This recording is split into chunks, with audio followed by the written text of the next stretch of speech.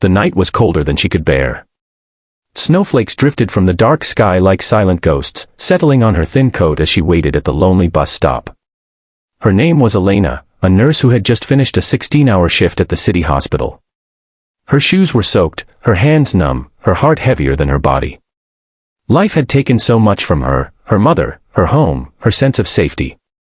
Now, she sat there, trembling, whispering to herself, just one more day. I'll get through one more day. The street was nearly empty. The last bus had broken down miles away. She didn't have enough money for a cab. Around her, the city glowed in shades of amber and blue, each light reflecting off the icy pavement like tears. The sound of engines faded into the distance, leaving her alone with the bitter wind. Then she heard it, the low hum of an approaching car, smooth and powerful. Headlights sliced through the snow, growing brighter until a sleek black Mercedes stopped near her. The tinted window rolled down, revealing a man in a tailored suit, his expression unreadable yet concerned. "Miss, are you okay?" he asked. His voice was deep, steady, the kind of tone that could calm chaos. She blinked, unsure if she was dreaming. I'm fine. Just waiting for the bus." He glanced at his watch, then back at her trembling form. "There's no bus coming tonight. Not in this storm." "It'll come," she whispered, even though she knew it wouldn't. The man sighed, stepped out of the car, and walked toward her. Snow clung to his hair and shoulders as he knelt beside her.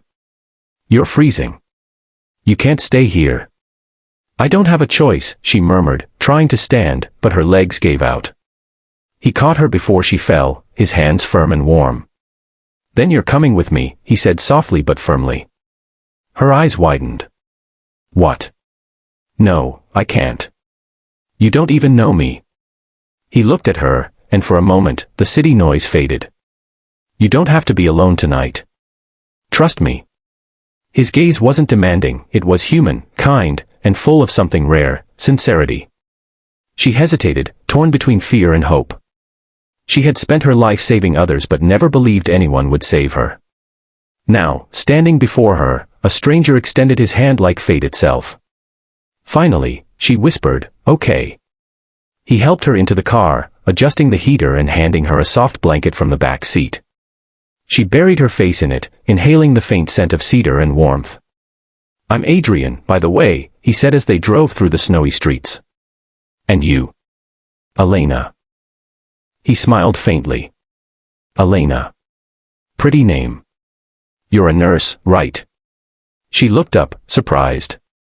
"How do you know?" "The badge on your coat pocket," he said. "You've had a long night, haven't you?" She gave a small laugh, almost bitter. "You have no idea." He nodded slowly. "Try me."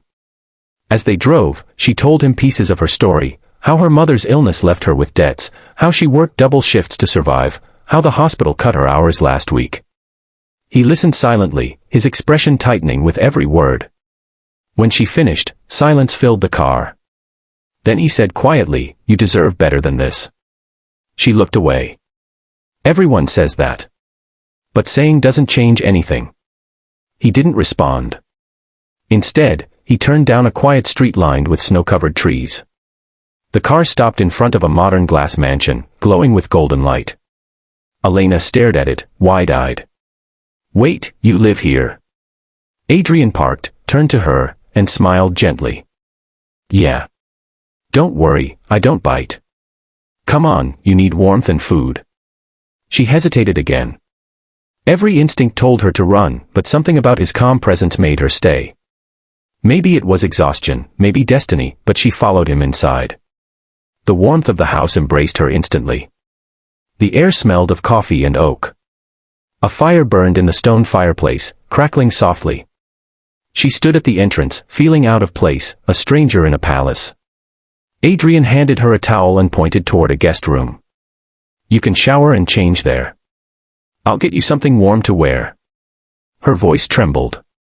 "Why are you helping me?" He paused, turning to her with a shadow of memory in his eyes. "Because once, someone helped me when I had nothing. And I promised I'd do the same someday." She couldn't speak.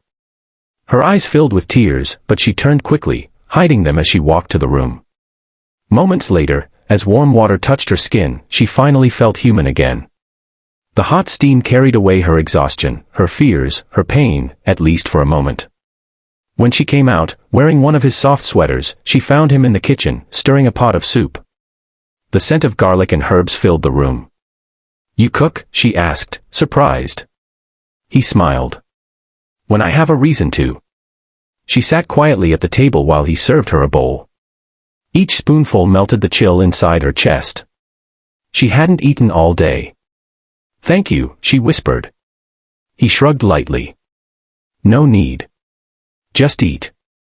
As she ate, she looked around, the paintings, the grand piano, the silent elegance of wealth.